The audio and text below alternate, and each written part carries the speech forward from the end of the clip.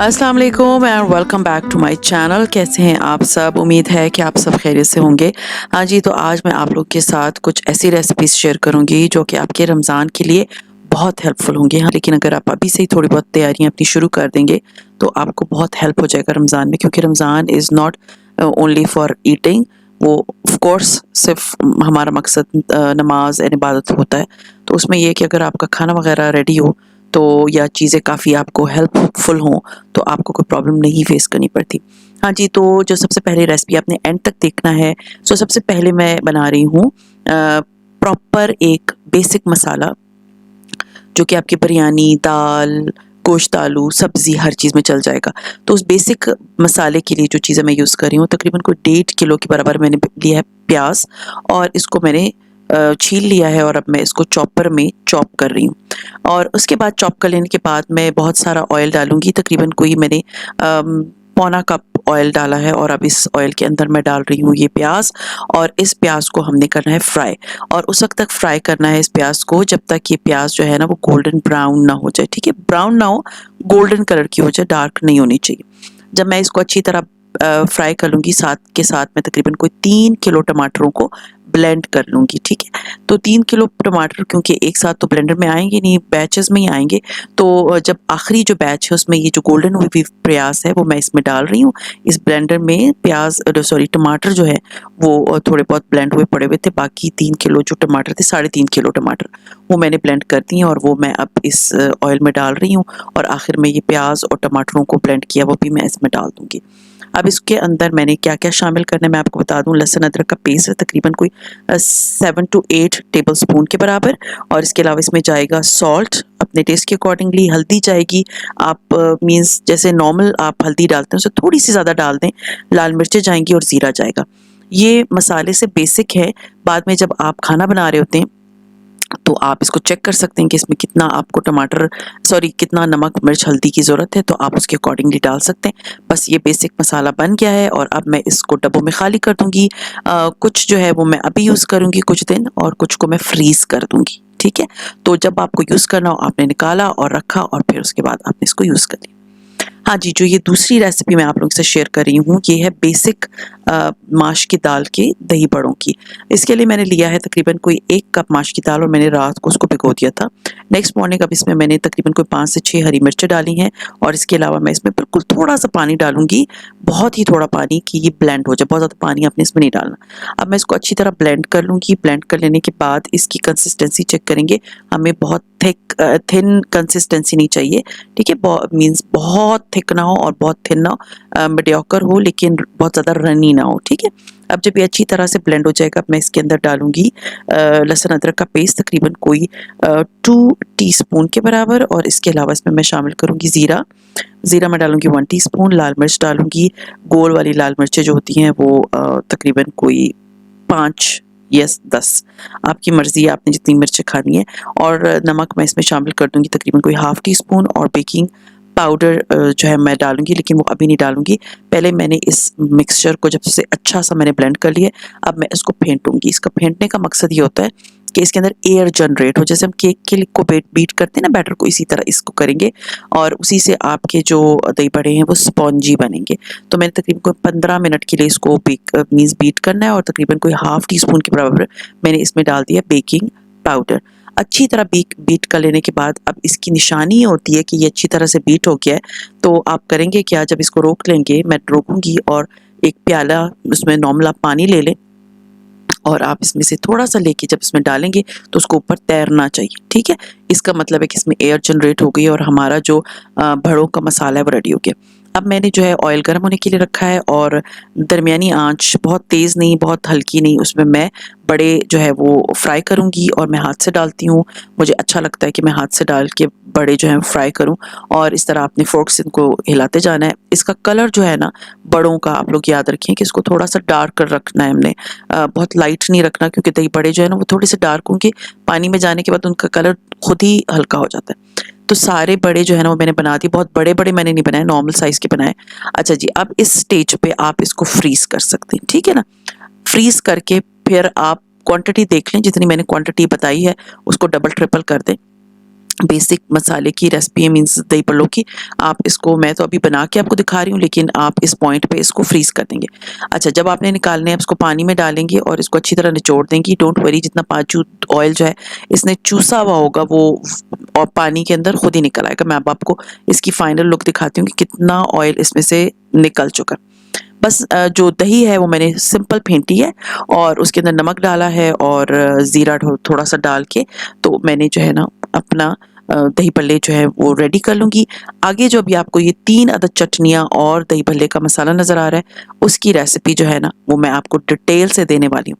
तो बस मैं सिंपल इसके ऊपर जो है वो दही डाल के, तो जो 3 डिफरेंट चटनियाँ मैंने बनाई हुई हैं, जिसकी रेसिपी अभी एंड तक आप जब देखेंगे तब आपको पता चलेगा कि क्या-क्या इसमें डला है, वो मैं इसके ऊपर डालूँगी।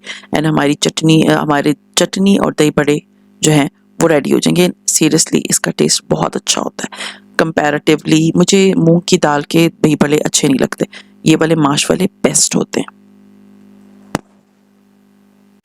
एंड जब आप इसके ऊपर ये 3 चटनियाँ डालेंगे, सीरियसली इसका जो लुक है ना वो बहुत ही खूबसूरत होती है। स्पेशली जब मुझे बहुत ही स्पेशल किस्म के लोग आ रहे हो, मुझे ये दही भल्ले बनाने हो, तो मैं ये वाली रेसिपी बनाती हूँ। और इसके ऊपर ये चाट मसाला, जो हमने चाट मसाला तो नहीं कह सकते, दही भल्ले का मसाला है, वो डाला हुआ है। हम इसको इसके साथ सर्व करेंगे एंड बिलीव मी, ये रेसिपी आपकी पूरी फैमिली को बहुत अच्छी लगेगी। मेरे बच्चों को बहुत अच्छी लगती है। प्याज टमाटर अगर किसी ने खाने होते हैं तो उसको साइड पे आप सर्व कर दें, इसके अंदर मत डालिएगा, क्योंकि दही भल्ले प्याज टमाटरों के साथ जो है ना वो मुझे नहीं अच्छे लगते, मुझे अलग से अच्छे लगते हैं। वैसे भी मेरे बच्चे जो है ना वो बहुत शौक से नहीं खाते इस तरह के, अगर उसमें प्याज टमाटर हो। तो ये हो गए हमारे दही भल्ले रेडी। और अब इसके बाद मैं आपके साथ 3 चटनियों की और 1 अदद दही भल्ला मसाले की रेसिपी शेयर करने वाली हूँ। हाँ जी, तो अब मैं आपके साथ शेयर कर रही हूँ चटनी की रेसिपी। ये चटनी नंबर 1 है और इसमें मैंने धनिया लिया है तकरीबन कोई आधी गट्टी, और पुदीना लिया है आधी गट्टी, हरी मिर्चें ली हैं 8 से 10, और इन सारी को हम साथ में ब्लेंडर में ब्लेंड करेंगे। इन सबको एक साथ अपने ब्लेंडर में डाल दिया और उसके बाद इसमें काला नमक जाएगा तकरीबन कोई हाफ टी स्पून के बराबर, और इसे मैं बनाऊंगी लेमन जूस के साथ। लेमन जूस मैं ले रही हूँ तकरीबन 1/4 कप। रेसिपी साइड पे लिखी हुई आ जाएंगी, आप लोग देख लीजिएगा। और नमक डालना है आप अपने टेस्ट के अकॉर्डिंगली डाल के इसको अच्छी तरह से आपने ब्लेंड कर लेना है। एंड हमारी चटनी जो है वो रेडी हो गई। ये मैंने इसमें लेमन जूस डाल दिया और चटनी रेडी हो गई। और ये बड़े आराम से 1 महीना बहुत आराम से आपकी चल जाएगी। बस आपने इसको अच्छी तरह से ब्लेंड कर लेने के बाद किसी एयर टाइट जार में डाल के रखना है, और ख्याल रखिए कि इसमें गीला चम्मच ना मारिएगा, हमेशा सूखा चम्मच डाला करें जब भी आप चटनी बनाएं। तो ये थी हमारी चटनी नंबर 1 जो दही भल्ले के लिए हमने बनाई। हाँ जी, तो ये जो दूसरी रेसिपी है दैट इज़ होममेड दही भल्ला मसाला। इसके लिए मैंने लिए हैं तकरीबन लाल मिर्चें 15, गोल वाली लाल मिर्चें लेनी है आपने। धनिया पाउडर लेना है, पाउडर नहीं दरदरा कुटा हुआ 2 टेबलस्पून, जीरा 1 टीस्पून, सौंफ हाफ टी स्पून एंड साबित काली मिर्चें। मेरे पास काली मिर्चें साबित नहीं थी तो मैं कुटी हुई ले रही हूँ। अगर आपके पास साबित है तो आपने साबित डालनी है। आपने इस मसाले को अच्छी तरह से तवे पे भून लेना है। याद रखें, आपने इसको अच्छी तरह से भून लेना है। उस वक्त तक भूलेंगे जब ये लाल मिर्चों का हल्का हल्का सा जो कलर है वो हल्का सा चेंज होगा और इसमें से खुशबू आने लगेगी। तकरीबन इसको भूनते हुए आपको 3-4 मिनट लग जाएंगे, लेकिन बहुत तेज आंच पे आपने नहीं भूनना। अच्छी तरह से आपने इसको भूनते जाना है, भूनते जाना है, भूनते जाना है। और ये दही भल्ला मसाला बिलीव मी आपको बहुत अच्छा लगेगा। और इसके बाद जब आप ये बनाएंगे ना तो आप कभी बाजार के दही भल्ला मसाला नहीं लेंगे। अच्छा जी, आपने इस मसाले को अच्छी तरह बना के तो आप इसको प्रिजर्व भी कर सकते हैं, मीन्स फ्रिज में रख दें तो ये ख़राब नहीं होगा, 2-3 महीने तक नहीं होगा। तो एक ही दफ़ा बना के रख लिया करें। ये जो मैं आपको बता रही हूँ ये कम क्वांटिटी है, ये तकरीबन कोई 2-3 दफ़ा दही भल्लों के लिए काफ़ी होगी, लेकिन अगर आपने ज़्यादा क्वांटिटी में बनाना है तो इस रेसिपी को आप 2 से 3 दफ़ा डबल कर सकते हैं। और इसको ग्राइंड करके बहुत पतला बारीक आपने नहीं रखना, इसको दरदरा होना चाहिए, मोटा मोटा होना चाहिए। इसलिए इसमें काली साबित मिर्चें डाली जाती हैं, लेकिन अब मेरे पास नहीं थी तो वो मैंने डाली। उसको भूनना बहुत ज़रूरी है क्योंकि इसी से इसकी खुशबू निकलेगी। और सीरियसली इसका जो रंग है ना वो बहुत अच्छा और बहुत मज़े का लगता है जब आप बिरयानी कह रही हूँ दही भल्लों में डालते हैं। अच्छा जी, जब ये बन जाएगा इसको मैं बंद कर दूंगी चूल्हा और इसको ठंडा होने दूंगी। ठीक है, ठंडा होने के बाद हम इसको ग्राइंड करेंगे और उसके बाद हम इसको सर्व करेंगे। आपने गरम गरम इसको ग्राइंड नहीं करना। तो यहाँ तक अब मैं इसको यहीं रहने दूंगी और इसके बाद मैं इसको ग्राइंड करूंगी जब मेरी 2 चटनियाँ और जो हैं वो रेडी हो जाएंगी। हाँ जी, तो अब मैं बना रही हूँ अपनी सेकंड चटनी, दैट इज़ खट्टी मीठी चटनी। इसके लिए मैंने 50 ग्राम इमली को पानी में भिगो दिया था, गर्म पानी में, और उसके बाद उसका जूस या रस निकाल लिया था। अब उसको मैंने डाला एक सॉस पैन में, और उसमें मैं डालूँगी तकरीबन 50 ग्राम ही के बराबर गुड़, और इसके अलावा इसमें क्या-क्या चीज़ें जाएँगी, इसमें जाएगा फूड कलर। फूड कलर मैं क्यों डाल रही हूँ, आप चाहें तो इसमें आप देगी मिर्च भी डाल सकते हैं, लेकिन काफ़ी लोगों को देगी मिर्च जो है वो नहीं मिलती, तो आप उसकी जगह, या कश्मीरी मिर्च नहीं मिलती तो उसकी जगह आप फूड कलर्स में डालेंगे, ताकि इसका कलर रेड कलर का बने।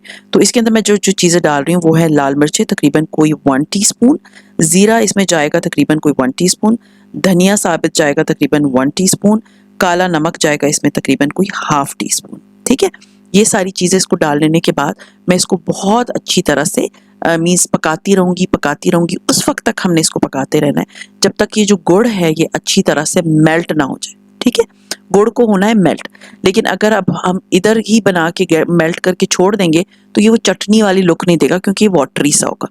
तो उसको ख़त्म करने के लिए हम इसमें कॉर्नफ्लावर डालेंगे, लेकिन वो अभी नहीं डालेंगे।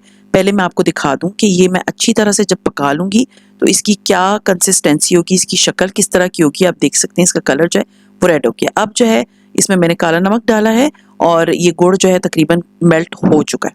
और अब जब हम देखेंगे कि मेल्ट हो गया है गुड़, सब कुछ रेडी हो गया है, तब मैं इसके बाद इसमें क्या शामिल करूँगी, मैं कॉर्नफ्लावर लूँगी तकरीबन कोई 1.5 टीस्पून के बराबर मैंने कॉर्नफ्लावर लेनी है, और उसको मैंने पानी में, थोड़े से पानी में अच्छी तरह से घोल लेना है। ठीक है, वो उससे ये होगा कि ये जो चटनी है इसकी जो है ना इक्वल कंसिस्टेंसी वाली, मींस कंसिस्टेंसी आ जाएगी, बहुत थिक नहीं होगा, बहुत थिन नहीं होगा, और चटनी वाली लुक अभी आपको नज़र आएगा जब मैं इसको पकाती जाऊंगी।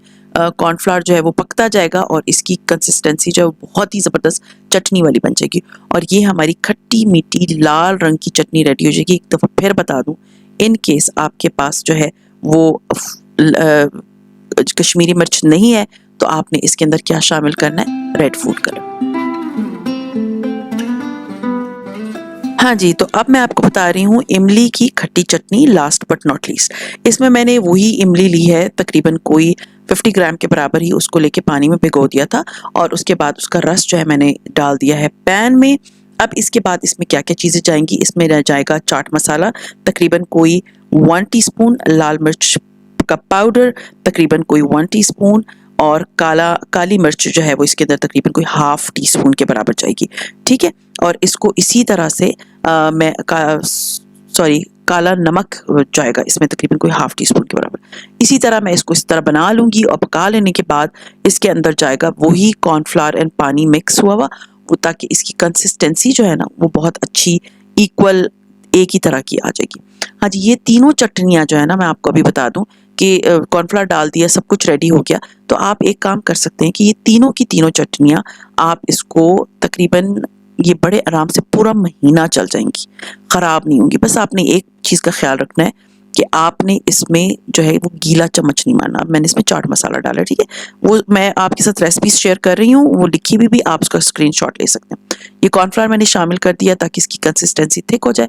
तीनों चटनियाँ बना के तो आप इसको फ्रीज भी कर सकते हैं, जिपलॉक बैग में डालें, इसको फ्रीज कर दें, तो ये आपकी रमज़ान में दोबारा बड़े आराम से हो जाएगी। लेकिन ये मैं पहले आप लोगों को इसलिए दिखा रही हूँ ताकि जब रमज़ान आती है तो एटलीस्ट आप लोग उससे 2-3 दिन पहले अपने लिए चटनियाँ बना लें, ताकि रमज़ान में दही बल्लों के लिए आपको चटनी की ज़रूरत ना पड़े। लेकिन मैं आपको एक बात बताऊँ, ये चटनियाँ सिर्फ आप दही बल्लों के साथ नहीं खा सकते, आप पकौड़ों के साथ खा सकते हैं, समोसे के साथ भी खा सकते हैं। सो ये थी मेरी आज की तकरीबन यू कैन से 5 रेसिपीज़, जिसमें मैंने बनाया बेसिक मसाला, दही बल्ले, 3 डिफरेंट चटनियाँ, नॉट 5, 6।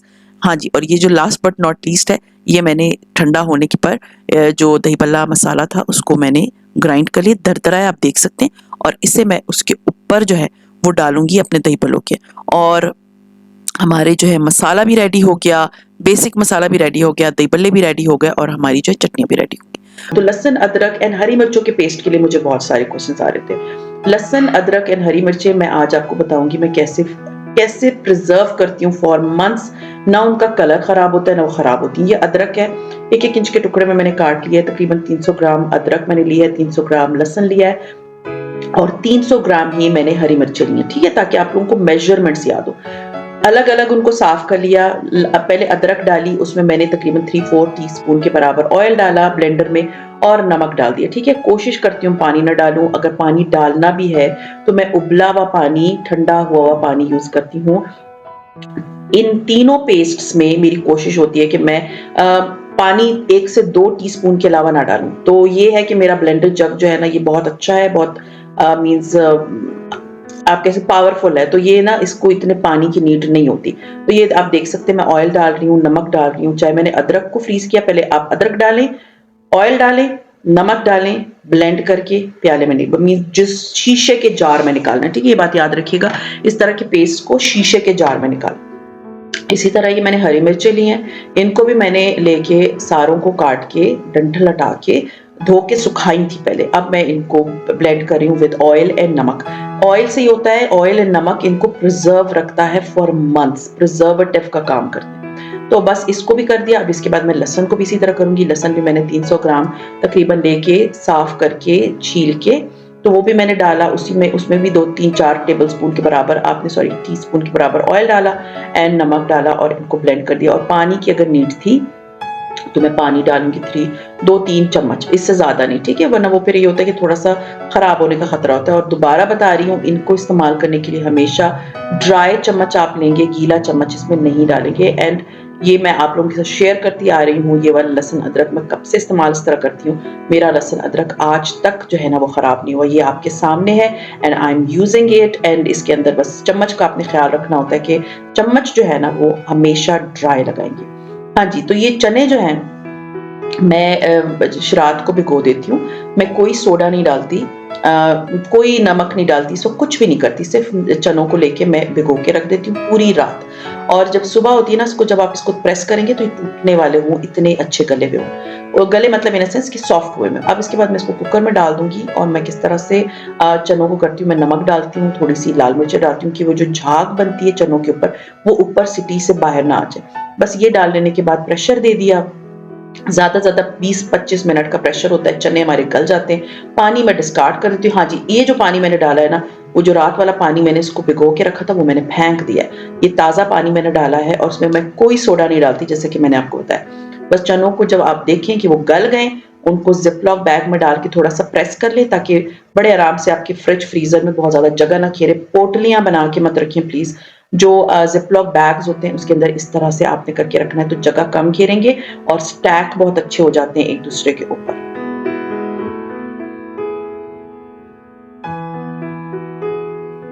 हाँ जी, तो अब मैं आपके साथ जो शेयर कर रही हूँ वो है चावलों के लिए प्याज फ्राई करना। प्याज आजकल आपको पता है कि इट्स क्वाइट एक्सपेंसिव, और दूसरा ये कि एक दफ़ा काटो फिर बनाओ, उसमें बहुत टाइम लगता है कुकिंग के लिए। तो मैं 2 तरह के प्याज फ्राई करती हूँ, एक थोड़े से डार्कर साइड में, एक थोड़े से सुनहरे रंग के। तो सुनहरे वाले मैं सालन के लिए काट के रख के फ्राई कर लेती हूँ, और जो थोड़ा डार्कर होता है मैं चावलों के लिए करती हूँ। चावलों के लिए आपको थोड़ा सा डार्कर साइड पे चावलों के लिए फ्राई करने होते हैं। तो आज जो मैं कर रही हूँ, मैं इसको थोड़ा गोल्डन से थोड़ा सा डार्कर शेड में करूंगी, ताकि जब मैं चावल बना रही हूँ ना तो मुझे इतना टाइम किचन में ना लगाना पड़े, क्योंकि आगे आपको पता है it will be very hot in Ramzan. अल्लाह ताला रहम करे, बस हमारे रमजान अच्छे से गुजरे, इबादत में गुजरे और गर्मी ना हो, बस इस चीज की मैं दुआ कर रही हूँ। तो ये देख सकते हैं आप, मैंने इसको फ्राई कर लिया है और अब मैं इसको निकालूंगी। निकाल लेने के बाद इसको मैं फैला दूंगी ऑन टिश्यू पेपर। फैला फैला के रखना है। आधा घंटा जब आप इनको रखेंगे तो ये जब हवा लगती है तो ये ड्राई हो जाते हैं और जो है क्रिस्पी हो जाते हैं। बस उसके बाद आपने और कुछ नहीं करना, इनको किसी भी कंटेनर में डाल के जब ये अच्छी तरह से ड्राई हो जाते हैं, तो मैं जब इनको निकालूंगी, इनको छोड़ दूंगी और इस पर ड्राई होने के बाद मैं किसी भी प्लास्टिक के कंटेनर में, जैसे आपके डब्बे होते हैं ना जिसमें आप मसाले वसाले रखते हैं, इस तरह के बड़े कंटेनर में डाल के तो मैं ढकना बंद करके फ्रिज में रख दूंगी। या बाहर भी रहे तो ये खराब नहीं होंगे। और जब जरूरत होगी मैंने इसे थोड़े से प्याज निकाले, उसको मैं या तो ब्लेंड कर लूंगी या मैं चावलों के लिए ऐसे ही देचकी में डाल दूंगी। और हमारे जो प्याज का जो टाइम वेस्ट होता है इतना ज्यादा किचन में काटने और फ्राई करने में, इसमें हार्डली यू कैन से मेरा 35 मिनट लगे थे, 35 से 40 मिनट काटने एंड फ्राइंग करने बोथ में। बस ये ख्याल रखें कि ये प्याज जो है ना क्रिस्पी होने चाहिए, इसको एयर में जरूर छोड़ना है। डायरेक्ट अगर आप कंटेनर में डालेंगे ना, जिस तरह की ये कंटेनर में मैं डाल रही हूँ, तो ये ना अगर गरम गरम डालेंगे तो ये कंटेनर में भाप बनेगी और ये जो है ना इसको खराब कर देगा। तो इस चीज का आपने जरूर ख्याल रखना है।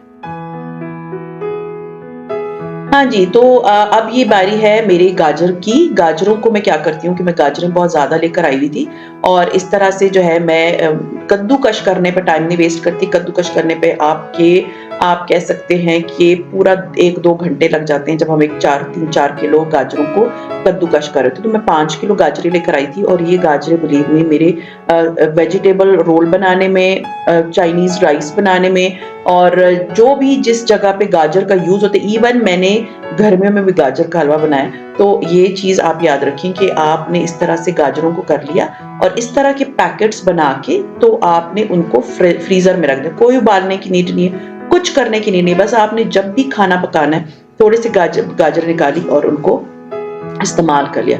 डिफ्रॉस्ट भी करने की नीड नहीं।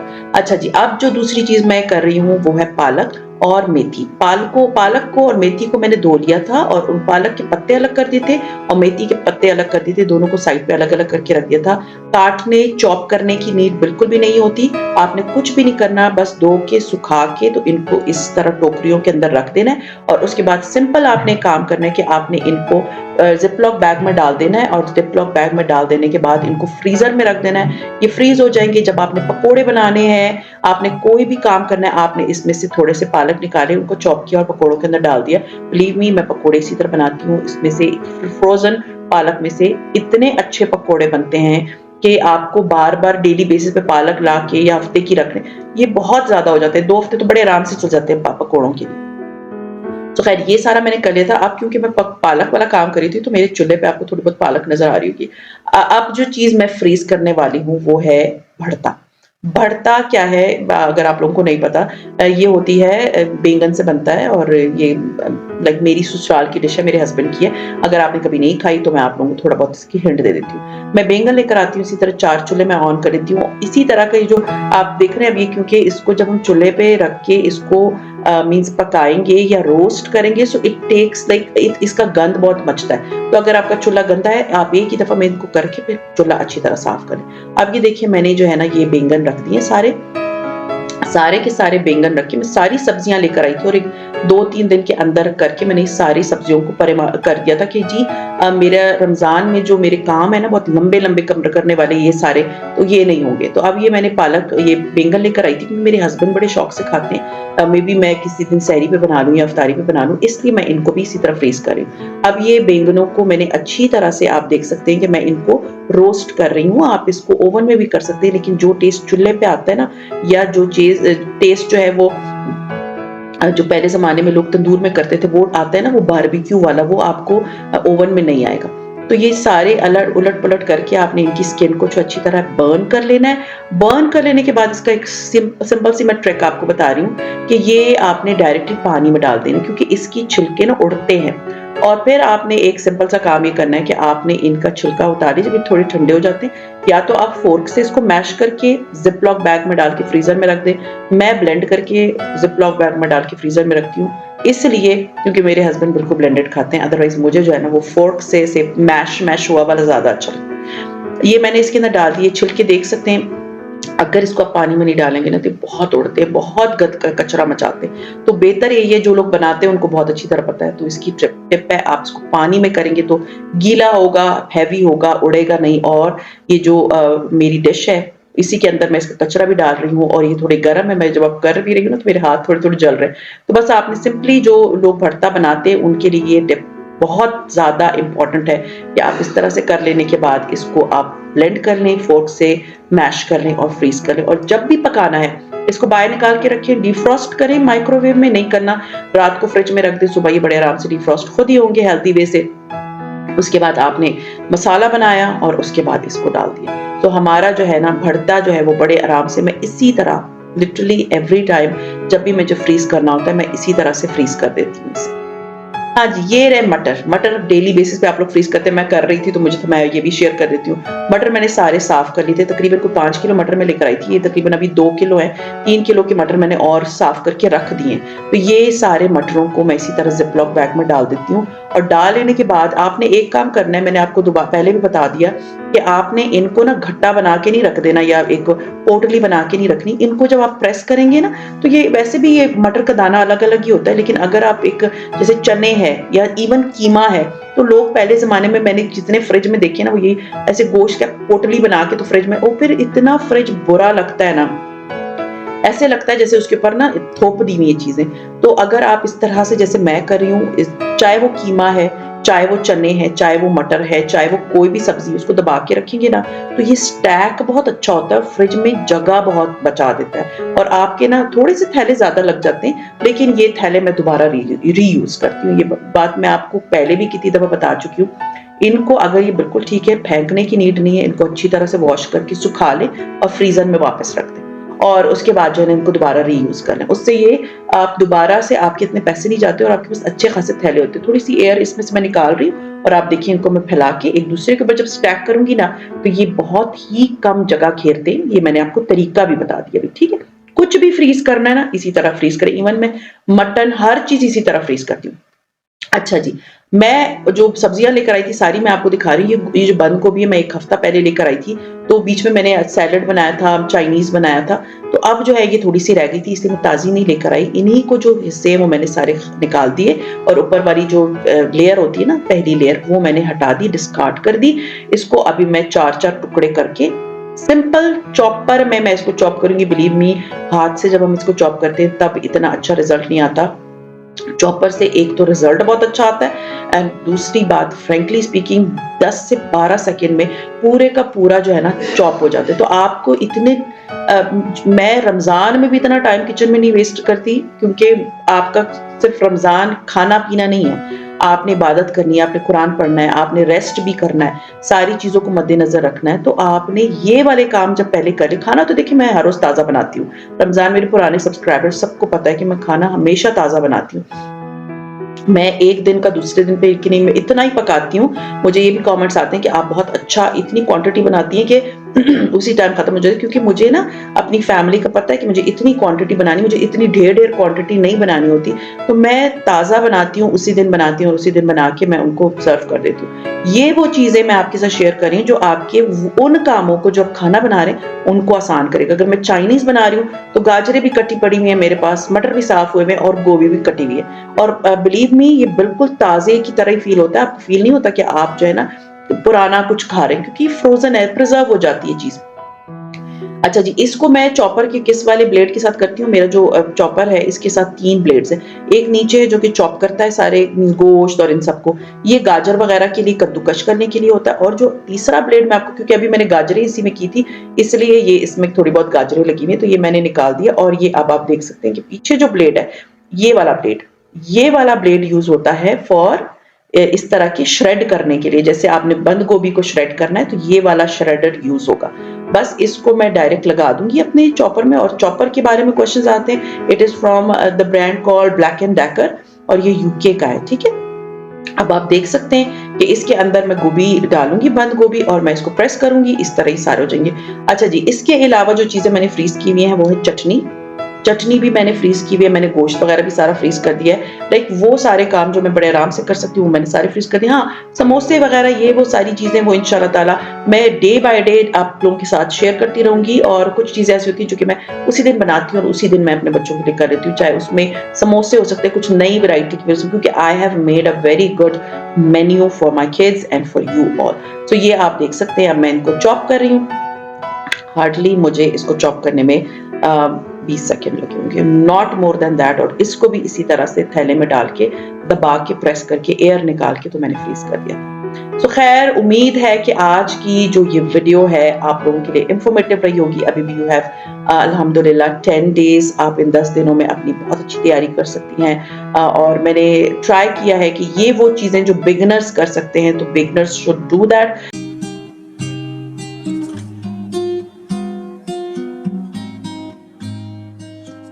आलू के पराठे के लिए मैंने लिए हैं तकरीबन कुछ 4 कप गेहूं का आटा या नॉर्मल आटा, और साथ में 1 कप जो है वो मैदा, ठीक है।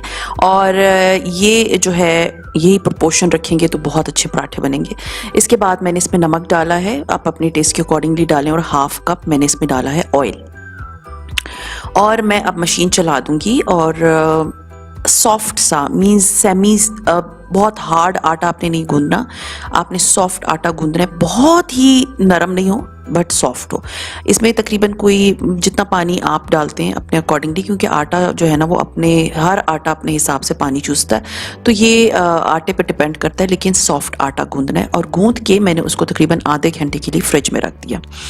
अब मैं बनाने जा रही हूँ उसके अंदर का मसाला। क्योंकि मैं ये पराठे फ्रीज करूँगी तो उसके लिए मैं ये इसको पकाऊंगी, अदरवाइज़ मैं नॉर्मल जो पराठे बनाती हूँ मैं उसको जो आलू है वो उसको पकाती नहीं हूँ। सी मीन्स आलू मैश कर लिए और उसमें मसाले डाल दिए। तो सबसे पहले मैंने लिया है ऑयल, और थोड़ा सा ऑयल मैंने लिया है, बहुत ज़्यादा ऑयल भी आपने इसमें नहीं डालना। और मैंने इसमें डाल दिया एक छोटा प्याज काट के और साथ में ज़ीरा। और इसमें मैंने जो आलू लिए हैं वो मैंने सुबह उबाल लिए थे और उसको कद्दूकश कर लिया। आलू कद्दूकश करने का मकसद ये होता है क्योंकि वो फिर आलू जो है ना, अगर गुठलियाँ होंगी ना मोटी मोटी, तो वो पराठे में अच्छी लगती भी नहीं है और बनती भी, पराठे बनते भी अच्छे नहीं हैं। तो आलू को लेके आपने पहले उबाल लेना है और उसके बाद उसको कद्दूकश कर लेंगे तो वो इक्वल साइज़ के छोटे छोटे से चंक्स बनेंगे, बहुत मोटे चंक्स। फोर्क से भी नहीं करना, हाथ से भी नहीं करना, आपने कद्दूकश कर लेना। ये आप देख सकते हैं बिल्कुल ऐसे लुक थी जैसे चीज़ को कद्दूकश करते हैं ना, वैसी लुक थी। और इसमें इतनी आसानी हो जाती है जिस वक्त आप पराठे बनाते हैं। खैर मैंने इसके अंदर आलू डाल दिए और आप मसाले अपने टेस्ट के अकॉर्डिंगली डालें, क्योंकि हर एक घर का जो है ना वो टेस्ट डिफरेंट होता है। हार्ड एंड फास्टली आप मेरे जो है ना मसाले को फॉलो ना करें, क्योंकि मे भी हो सकता है आप लोग तेज़ मिर्चें खाते हो या कम मिर्चें खाते हो, हर घर का अपना हिसाब होता है। तो मेरे घर में थोड़ी सी तेज़ मिर्चें होती हैं, इसलिए मैंने इसमें हरी मिर्चें भी तेज़ डाली हैं 3-4, और साथ में थोड़ा सा धनिया, थोड़ा सा पुदीना, just to give it a colour. और पुदीना जिस चीज़ में डलता है ना उस चीज़ का टेस्ट बहुत अच्छा हो जाता है। साथ में मैं इसमें डाल दूंगी नमक और कुटी हुई लाल मिर्चें। कुटी हुई लाल मिर्चें मैं इसलिए डाल रही हूँ क्योंकि पिसी हुई लाल मिर्चें जब आप डालते हैं तो वो आलूओं का कलर बहुत ख़राब कर देता है। तो जब भी कबाब बनाएं या पराठे बनाएं या आलू मैश हुए हुए हो ना, तो उसमें कुटी हुई लाल मिर्चें डालेंगे तो एक तो उसका टेस्ट बहुत अच्छा आएगा, दूसरा उसकी कलर बड़ा प्यारा आता है, दाना दाना अलग अलग नजर आता है। वरना लाल मिर्चें अगर आप बहुत सारी एक साथ डाल देंगे ना तो उसका कलर खूबसूरत नहीं आता। और साथ में मैंने इसमें कसूरी मेथी डाल दी है। अगर आपको कसूरी मेथी नहीं अच्छी लगती, क्योंकि मुझे बहुत अच्छी लगती है खुशबू की, इसलिए मैं कसूरी मेथी हमेशा डालती हूँ। और ये मैं डाल रही हूँ ज़रिश। मुझे पता है ये मोस्टली लोगों के पास नहीं होगा, ये ऑप्शनल है, आपने नहीं डालना। मैं सिर्फ कलर के लिए डाल रही हूँ, थोड़े से खट्टे होते हैं इसलिए डाल रही हूँ। नहीं डालना बिल्कुल मत डालें। चाट मसाला डालना चाहते हैं आप चाट मसाला डाल दें, आप लोग खटाई पाउडर डालना चाहते हैं वो डाल दें, लीमू डालना चाहते हैं तो हाफ लीमू इसमें स्क्वीज़ कर दें तो इसका टेस्ट बड़ा इनहैंस होगा। मैं लीमू नहीं डाल रही, मेरे पास ज़रिश पड़ा हुआ है, एक तो इसका कलर अच्छा आएगा, दूसरा ये कि वो इसको खटाई भी देगा।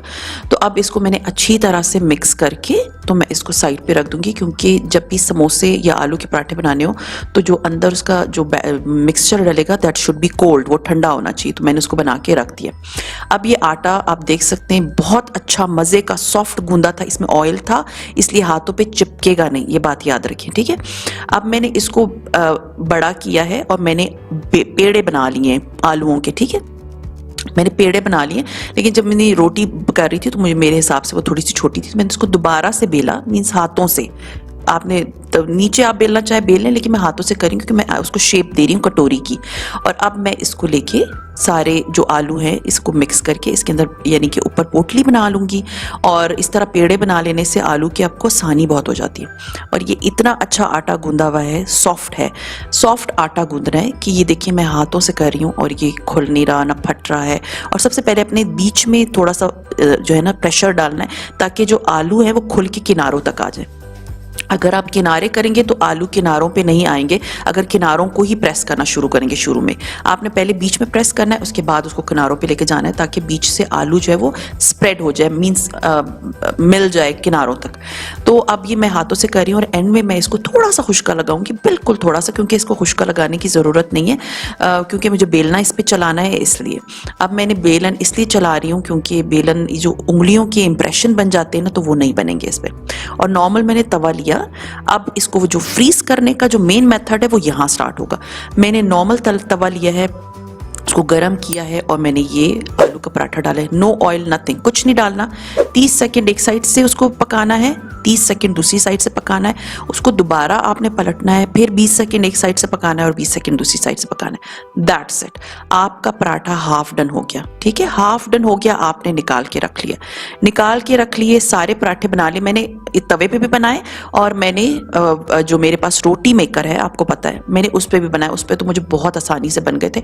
मैं ये दोनों ऑप्शन इसलिए दिखा रही हूँ ताकि जिनके पास रोटी मेकर नहीं है वो तवे पे बना लें, जिनके पास रोटी मेकर है वो रोटी मेकर पे बना लें। बस आपने ऑयल नहीं लगाना। हाफ डन करने पराठे, 30 second 30 second 20 second 20 second, that's it. ये देखें कितने सकूस आसानी से बन गया।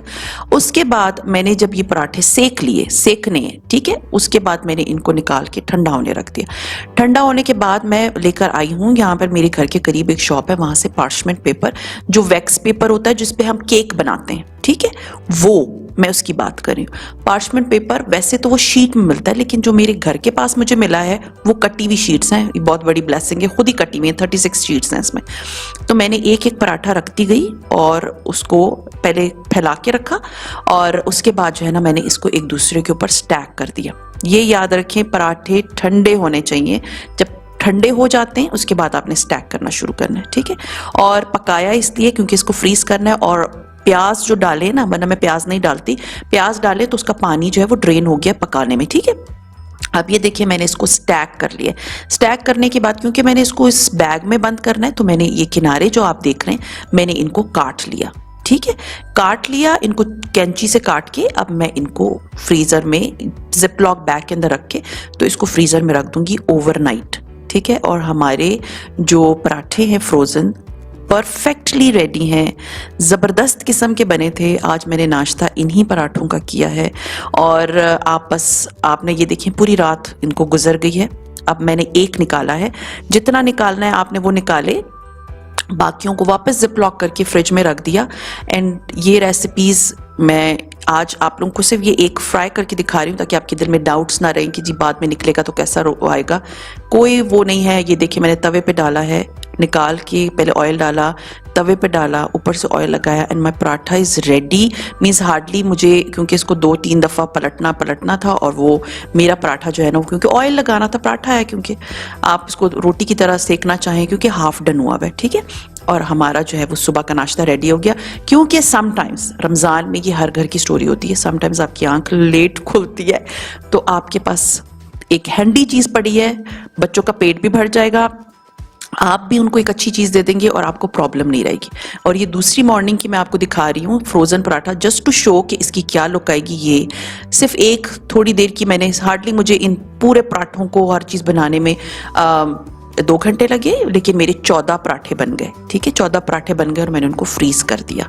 तो कम से कम और नहीं तो रमज़ान में मुझे इस चीज़ की प्रॉब्लम नहीं होगी। कभी लेट आंख खुलती है, कभी बच्चों को भूख लग जाती है और टाइम पे, तो मेरे पास उनके लिए आलू के पराठे फ्रोज़न पड़े हैं, मुझे उस वक्त बनाने नहीं पड़ेंगे। तो ये, और मुझे आलू का पराठा हमेशा दही और अचार के साथ अच्छा लगता है। अब दही जो है वो मेरे हस्बैंड खा चुके थे, थोड़ा सा प्लेट में पड़ा था तो मैंने इस आलू के पराठे को दही के साथ और चाय के साथ सुबह के नाश्ते में आज लिया है। आप लोग भी ये पराठे बनाइए और मुझे इसका फीडबैक ज़रूर दें कि आप लोगों को बनाने के बाद कैसे लगे, क्योंकि ये आप बाज़ार से ख़रीदते हैं उससे फ़ार बेटर अपने घर में, क्योंकि आजकल तो इतनी चीज़ें अवेलेबल भी नहीं है, तो आप अपने घर में बनाएं और सुबह सहरी में और आप ये नोश फरमाएं। और ये आप लोग को बहुत अच्छी लगेगी रेसिपी, ट्राई ज़रूर करें और मुझे फीडबैक ज़रूर दें।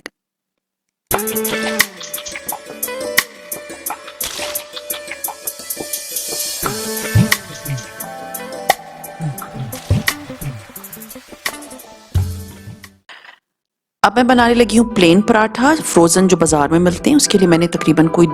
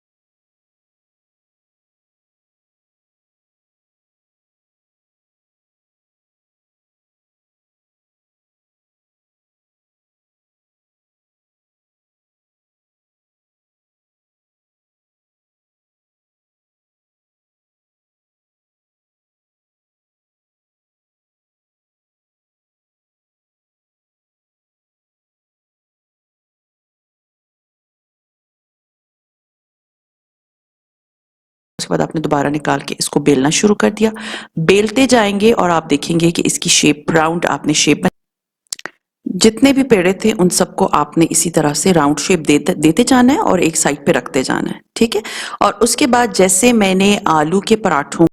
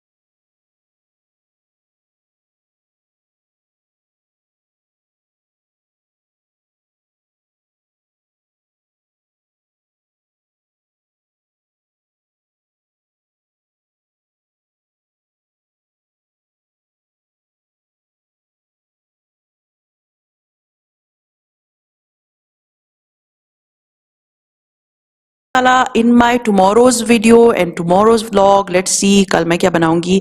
अपना बहुत ख्याल रखें, दुआ में याद रखें। टेक केयर एंड अल्लाह हाफिज।